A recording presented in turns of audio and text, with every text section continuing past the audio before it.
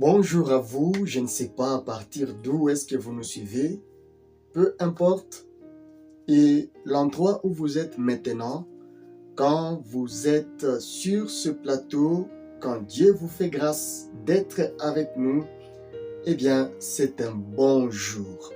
On va plonger, on va apprendre avec vous dans cette capsule du jour, la parole de Dieu. Nous voulons nous enraciner dans la connaissance et la grâce du Seigneur Jésus-Christ. Et nous sommes en train de parler ce dernier temps de la maturité spirituelle. Nous avons fait des capsules qui nous ont aidés à mettre des bases pour avancer dans cette thématique.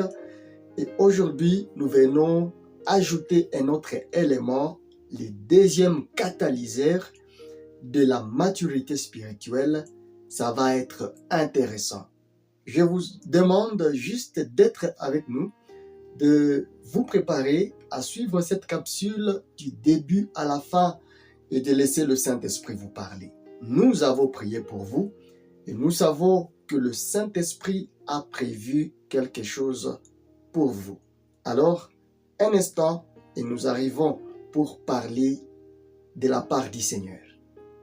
À la fin de cette capsule, vous aurez à découvrir 5 clés qui vont vous aider à pratiquer ou à vivre le deuxième catalyseur de la maturité que nous venons partager avec vous. Après le premier catalyseur, bien sûr, qui est dans la capsule que nous vous laissons même en description de ces messages d'aujourd'hui. Alors, un instant et nous arrivons pour parler de la part du Seigneur. À la fin de cette capsule, vous aurez à découvrir 5 clés qui vont vous aider à pratiquer ou à vivre le deuxième catalyseur de la maturité que nous venons partager avec vous. Après le premier catalyseur, bien sûr, qui est dans la capsule que nous vous laissons même en description de ces messages d'aujourd'hui.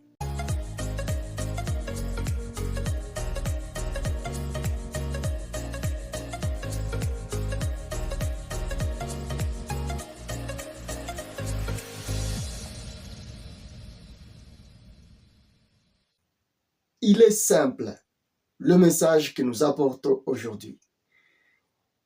Vous savez, nous sommes dans une génération qui a beaucoup d'informations. Quand on est exposé à la pluralité des informations, il y a un danger. Si on ne saura pas ou si on ne sait pas les exploiter et prendre ce qu'il nous faut. À gauche, il y a des messages. À droite, il y a des messages. Derrière, il y a des messages. Devant, il y a des messages. Mais qu'est-ce qu'il nous faut vraiment pour grandir spirituellement? Vous qui êtes là avec moi, sachez que Dieu a permis que vous puissiez être là afin de bénéficier de ces secrets que nous allons partager aujourd'hui. Ce catalyseur est le fait de s'asseoir. Asseyez-vous, asseyons-nous et que tous nous puissions nous asseoir. C'est ça le message du jour. Il faut que vous et moi, que tout le monde qui se dit suivre le Seigneur, il faut que tout le monde puisse trouver sa place et qu'il puisse s'asseoir au pied du Maître.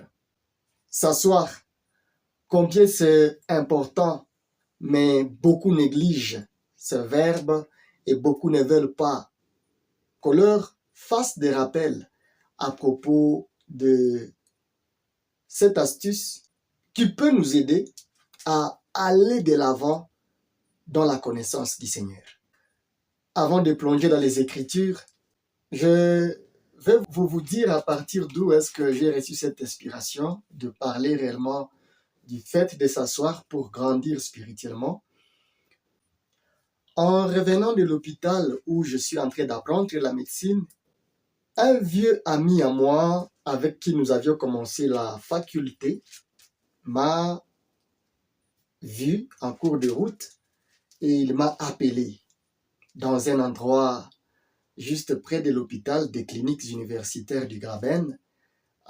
Pour ceux qui connaissent la ville de Butembo, il y a un endroit qu'on appelle l'arrêt Monseigneur Catalico. Et là, quand je suis entré dans cet endroit-là, il y avait des amis. Il y a des gens qui m'ont reconnu, d'autres qui m'ont dit « Ah, frère, vous êtes arrivé !» D'autres ont crié « Pasteur, comment allez-vous ?» On est allé, on a parlé de tout et de rien, on a parlé de la vie.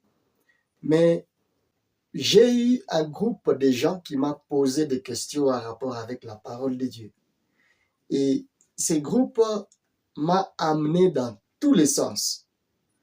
J'ai vite compris le problème que nous avons dans cette génération, c'est cette pluralité des informations. Il y a celui-ci qui me vient avec cette question, il y a cet autre qui me vient avec cette question, il y a aussi cette autre personne qui me dit « Et pourtant, dans ceci, il est écrit ceci, pourtant tel passage aussi existe, pourtant c'est... » Nous avons passé un bon moment en train de discuter, en train de partager la parole de Dieu. Il y a ceux-là qui posaient des questions avec un esprit ouvert, un esprit réceptif des orientations du Seigneur. Mais d'autres posaient leurs questions dans le but de me défier pour voir comment est-ce que je vais répondre si je ne vais pas passer par 4 chemins pour leur donner des réponses.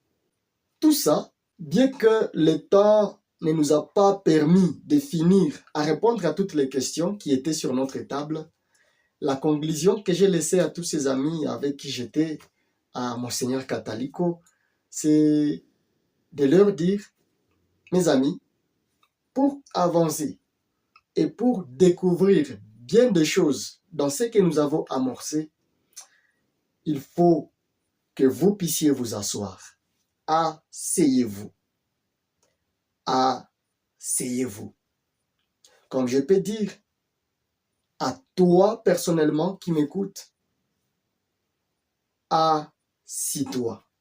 Mes amis, il faut vous asseoir. Si vous aspirez à la maturité spirituelle, n'y allez pas en désordre. Il faut que vous puissiez vous asseoir.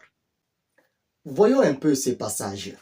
Marc chapitre 3, versets 13 à 14, la Bible nous dit « Il monta sur la montagne, et il appela ceux qu'il voulut, et ils vinrent auprès de lui. » Parlant des disciples de Jésus. La suite nous dit « Il en établit 12. » Pour quel but? Pour les avoir avec lui et les envoyer prêcher. Ça, c'est Jésus qui a fait ça. Il a appelé les gens et il a choisi au milieu des gens ceux-là qui vont rester avec lui. Tiens, qu'est-ce qu'ils vont faire avec Jésus? La réponse nous est donnée à la fin du ministère de Jésus. Il les a enseignés le royaume de Dieu. Il montrait à ces gens la volonté de Dieu. Il a transmis à ces gens ce qui était en lui. Autrement dit, il a commencé une école de disciples. Il n'a pas pris un groupe de gens indisciplinés pour dire, eh bien, je jette des grains, que la graine qui poussera pousse, que celle qui ne poussera pas puisse mourir comme ça. Non. Dieu a des cibles qu'il veut atteindre. Et quand il te prend, quand tu acceptes de marcher avec lui, quand tu dis que tu as déjà cru au Seigneur Jésus, il faut faire attention à ces catalyseurs de la maturité, le fait de s'asseoir. Beaucoup disent qu'ils ont déjà cru au Seigneur, mais très peu sont vraiment assis dans le Seigneur Jésus. C'est une chose de croire au Seigneur Jésus, c'est une autre chose de s'asseoir dans l'enseignement du Seigneur Jésus-Christ. Vous savez, un danger, c'est lorsque on a un esprit fermé. L'esprit fermé n'est pas réceptif aux orientations, n'est pas réceptif aux enseignements, n'est pas réceptif à tout ce que l'esprit peut amener dans un groupe quelconque. C'est là que vous verrez des discussions au milieu des enfants de Dieu, pas dans le but d'édifier les uns les autres, mais dans le but de prouver que c'est nous qui connaissons, c'est nous qui avons raison, ceux-là n'ont pas raison, et bienvenue encore. Il n'y a rien dedans. Ce sont des discussions qui sont vides. Mieux, je ne dirais pas que ces discussions sont vides. Si je peux avoir 5 ou même un seul témoignage des gens qui ont été sauvés à partir de ces discussions-là. La plupart des fois, ceux qui suivent ces discussions, des confrontations, ils tombent dans le fanatisme. À part le fait de tomber dans le fanatisme, ils sont confus et n'apprennent plus la parole de Dieu. Ils sont là pour voir qui va vaincre qui va vaincre l'autre. Ce n'est pas ce à quoi le Seigneur nous a appelés. Écoutez, quand vous vous inscrivez dans une école, le premier jour, vous ne direz pas, eh bien, je connais toutes choses. Non.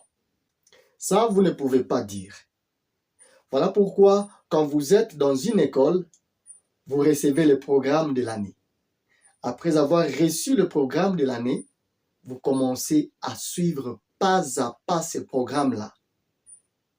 Osez dire, ces gens ont déjà suivi tel cours. C'est un cours qui prépare à tel autre cours. Et cet autre cours prépare aussi au prochain escalier. Ils ont déjà vu des bases, on va passer un peu à des choses compliquées et puis on va passer à des choses d'adultes. On va passer un programme bien établi. Voilà pourquoi je te pose la question, toi qui as cru au Seigneur et qui aspires à la maturité spirituelle. Où est-ce que tu t'assis ou où est-ce que tu trouves la place pour apprendre la parole de Dieu? Ou peut-être tu es parmi ceux-là qui disent tout savoir et qu'ils n'ont pas besoin des ajouts, ils n'ont pas besoin de quoi que ce soit, eux se suffisent et ils sont dans leur coin, ils lisent la Bible tout seuls et ils disent bon, on n'a pas besoin de s'asseoir au pied d'un maître pour nous apprendre. D'ailleurs, il est écrit que vous n'aurez plus besoin que quelqu'un vous enseigne la parole de Dieu, car l'Esprit lui-même vous enseignera la parole. Non, non, non.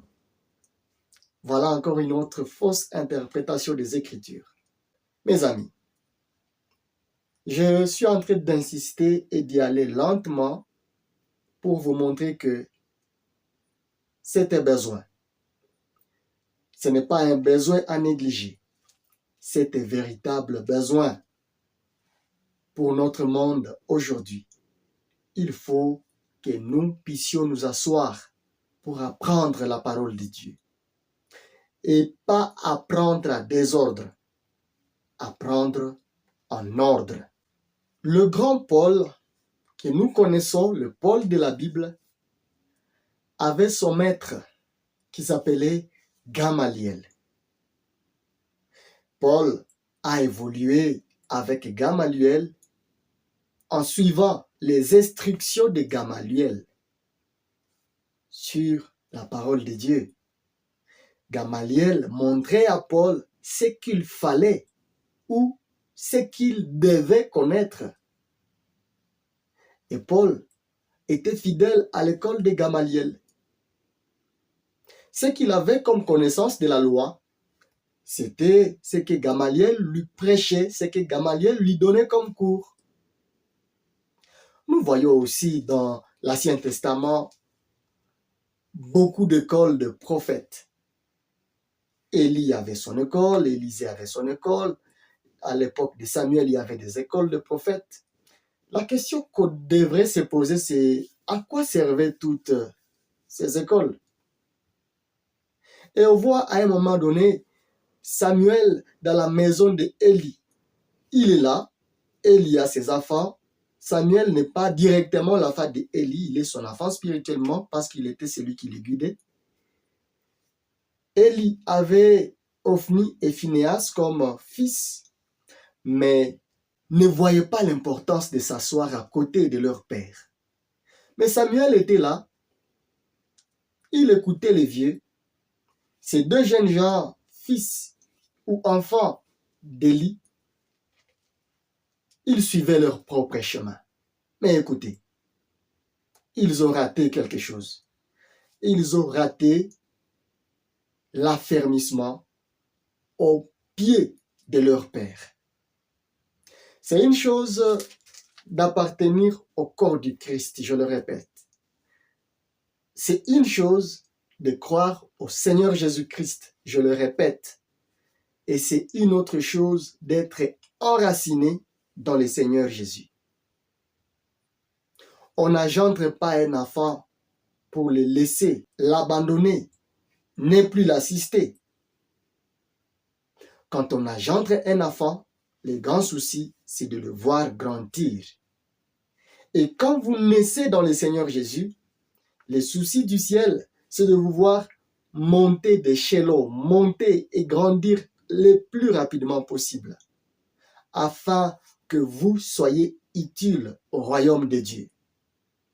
Vous êtes sauvés pour sauver. Vous êtes sauvés pour accomplir une mission dans le corps du Seigneur. Tout comme dans une famille, chacun a son rôle. Dans la famille de Dieu, chacun a aussi son rôle. Il y avait des synagogues où les gens se réunissaient. D'après vous, pour quel but? Si ce n'est celui d'apprendre la parole de Dieu.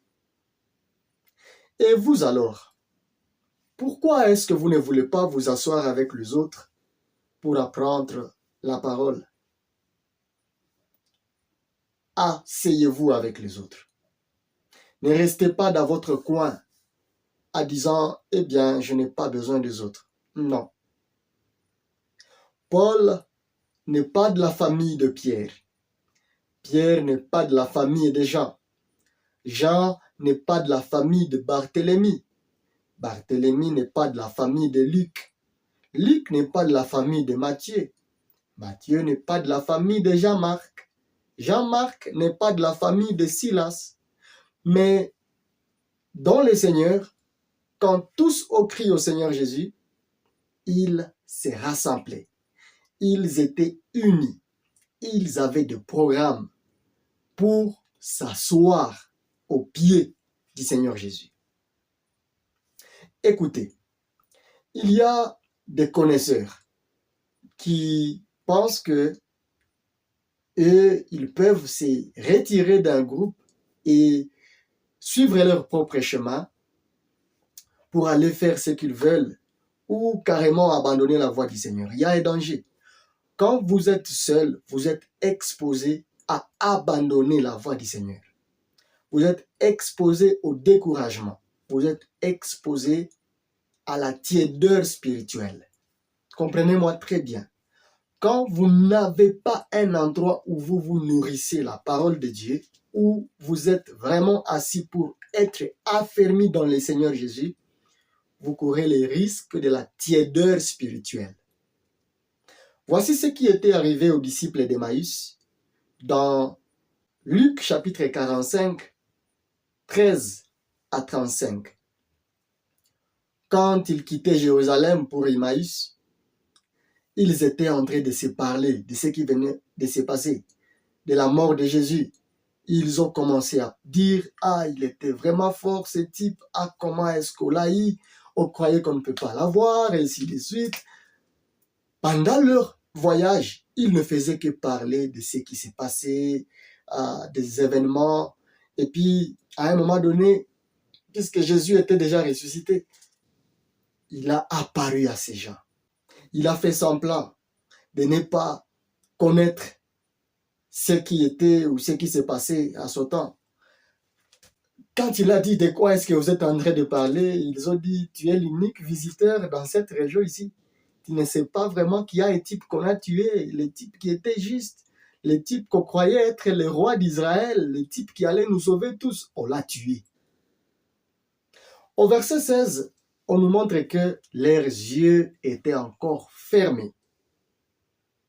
Vous pouvez être dans l'assemblée, vous pouvez être avec des gens qui se retirent du groupe principal, mais attention, la plupart des fois, bien qu'ils discutent de la parole de Dieu ou bien qu'ils parlent des choses de Dieu, ils ont les yeux fermés. Le Seigneur était là avec eux, mais ils n'ont pas pu découvrir que le Seigneur était là, réellement là avec eux, en train de faire route avec eux. J'aime lorsque, au verset 31, la Bible nous dit, Jésus leur a ouvert l'esprit et ils ont vu que c'était le Seigneur.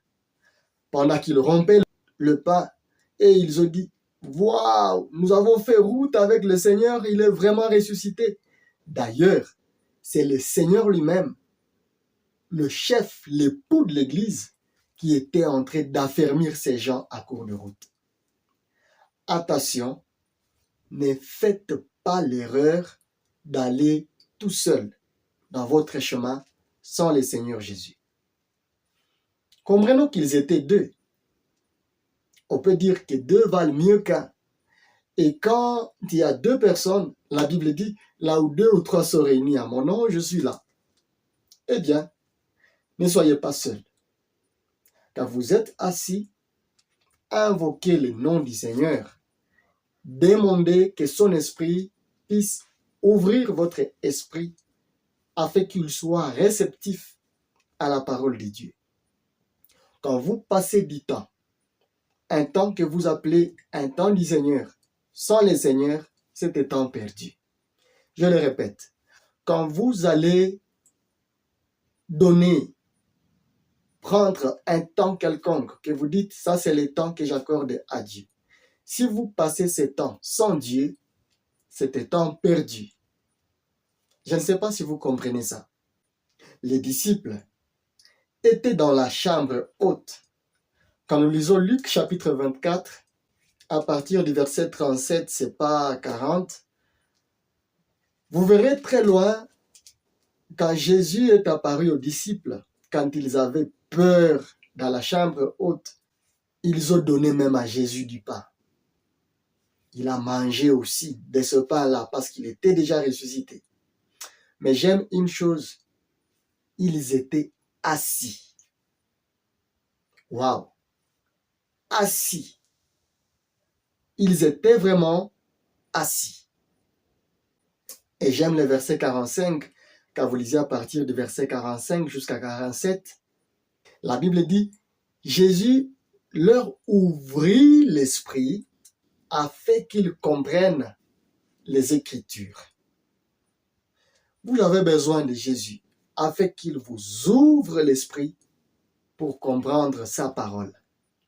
Mais tout seul, vous ne grandirez pas. Il faut vous asseoir et apprendre avec les autres.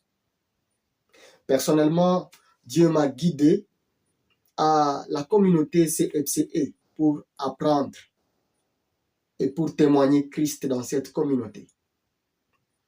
En plus, il m'a connecté avec le ministère GoFan qui œuvre dans ma ville, le Gospel for All Nations, avec l'évangéliste Léon, afin que l'on travaille ensemble avec lui. J'ai beaucoup appris auprès de lui. Et je peux dire, plus de la moitié de mon affermissement, j'ai trouvé au GoFan. Pourquoi? Parce que j'ai accepté de m'asseoir. Bien-aimés, asseyez-vous. Ne vous exposez pas. On a là à gauche, on a là à droite, en cherchant ici, en cherchant là-bas. Asseyez-vous. Si vous voulez vraiment apprendre, demandez à Dieu la grâce de vous asseoir. Attention, ne vous enseignez pas là où il n'y a rien. Demandez à Dieu de vous aider à trouver l'endroit qu'il vous faut afin de grandir spirituellement. Il vous faut un groupe de gens qui ont déjà cru au Seigneur afin d'évoluer avec eux. Mais seul, ce n'est pas un bon rythme. Les hommes même de ce monde disent, celui qui veut aller trop vite, il va seul. Bien sûr, en allant trop vite, vous pouvez vous fatiguer à un moment et penser que le voyage est ennuyant. Mais celui qui veut aller loin, il va avec les autres. Dans le chemin de Dieu, nous n'appliquons pas une seule formule. Nous appliquons les deux. Nous allons vite et nous allons avec les autres. Quand nous sommes avec les autres, c'est pour recevoir des choses qui vont nous aider à aller seuls très loin. Comprenez-moi bien.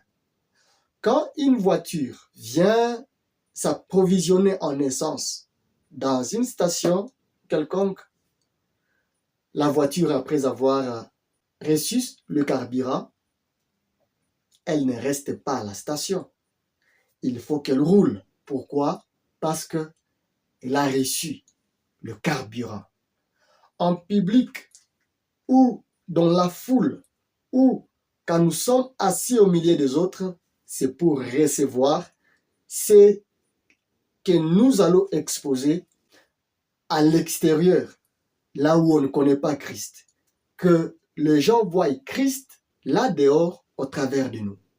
Allez, je vous ai promis 5 clés qui vont vous permettre vraiment de vous asseoir afin de grandir spirituellement.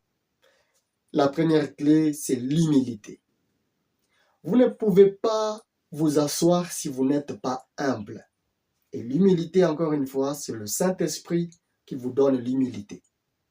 C'est le Saint-Esprit qui vous brise et qui vous aide à être humble et à apprendre des autres. Si vous pensez que vous connaissez ou que vous pouvez savoir tout seul, la présence des autres à côté de vous ne servira à rien. Mais quand vous êtes suffisamment humble, le Saint-Esprit utilisera même un petit enfant pour vous enseigner la parole. Simplement à cause de l'humilité. Quand vous êtes humble, deuxième clé, il faut vous abandonner à l'Esprit de Dieu. La Bible dit, personne ne vient au Seigneur Jésus sans être attiré par le Saint-Esprit. D'ailleurs, c'est le Saint-Esprit qui vous a convaincu du péché et qui vous a attiré vers Christ, qui a mis en vous un cœur repentant, qui vous a fait pleurer jusqu'à dire « J'abandonne la sale vie du péché ». Alors, quoi de mieux que de vous abandonner au Saint-Esprit? La troisième clé pour vous asseoir vraiment dans le Seigneur Jésus, c'est d'exercer votre écoute. Le Saint-Esprit parle. Il faut que vous puissiez l'écouter. Écoutez ce que le Saint-Esprit vous dit. Quatrièmement, ou quatrième clé, il faut pratiquer ce qu'il vous dit. Ça ne sera pas nécessairement de grandes choses. Il va commencer par des petites choses qui vous concernent. Il va commencer par des petites choses que vous pouvez faire autour de vous. Il va commencer par des petites choses qui échappent à vos yeux. Autrefois, vos yeux étaient fermés à ces choses-là. Je ne saurais pas les décrire parce que c'est vraiment personnel que le Saint-Esprit le fait à chacun selon la mission qui est attachée à son existence et à ce que Dieu attend de lui. Mais ça sera toujours des petites choses. Quand vous êtes attentif à cette petite voix de l'Esprit, alors vous allez développer cette voix et grandir dans votre marche avec le Seigneur Jésus. Il y a ceux-là qui ont écouté cette voix, malheureusement ils ont cru que c'était tout ce qu'il y avait. Bien-aimés, si hier l'Esprit de Dieu vous a dit quelque chose et vous vous êtes attaché à cette chose-là, vous n'avez plus besoin d'écouter le Saint-Esprit pour la suite. Vous avez commis une erreur. Vous avez freiné vous-même le prochain escalier. Le mieux à faire serait de rester au pied de Jésus et de continuer à écouter. Voilà pourquoi la cinquième clé que tous nous devons avoir pour continuer à nous asseoir au pied du Maître, c'est de revenir après les exploits. Revenez, soyez toujours humbles. Reprenez ces cycles à partir du point A que nous avons énoncé, l'humilité. Revenez au Seigneur. Revenez encore et encore. Mais une chose sur laquelle nous venons d'insister aujourd'hui, c'est le verbe s'asseoir. S'asseoir où? S'asseoir au pied du Maître pour apprendre. Quand vous êtes face à la parole de Dieu, n'ayez pas un bic rouge, mais ayez un bic bleu pour prendre ce qu'il y a à prendre et laisser ce qui est à laisser. Mais le mieux à faire pour vous, c'est vraiment de vous laisser guider par le Saint-Esprit et prendre ce qu'il vous dicte au travers de ce à quoi il vous expose. Allez, merci d'avoir suivi ce message jusqu'ici et je prie que le Saint-Esprit continue à vous parler et qu'il vous aide vraiment à vous asseoir et à apprendre. Désirez la maturité et le Saint-Esprit va produire ou va continuer à agir en vous et sur vous pour que enfin vous puissiez porter des fruits qui vont glorifier le Seigneur Jésus. Merci à vous qui vous êtes déjà abonnés sur ce plateau et vous qui n'êtes pas encore abonnés, nous vous demandons juste de vous abonner. Ça vous prend juste 5 secondes et vous ne manquerez pas la prochaine capsule puisque Dieu va encore nous faire du bien dans la prochaine capsule. Allez, que Dieu vous garde, que Dieu vous bénisse et qu'il exauce vos prières. Merci infiniment de partager aussi ce message autour de vous. Que la grâce du Seigneur demeure sur vous. Amen.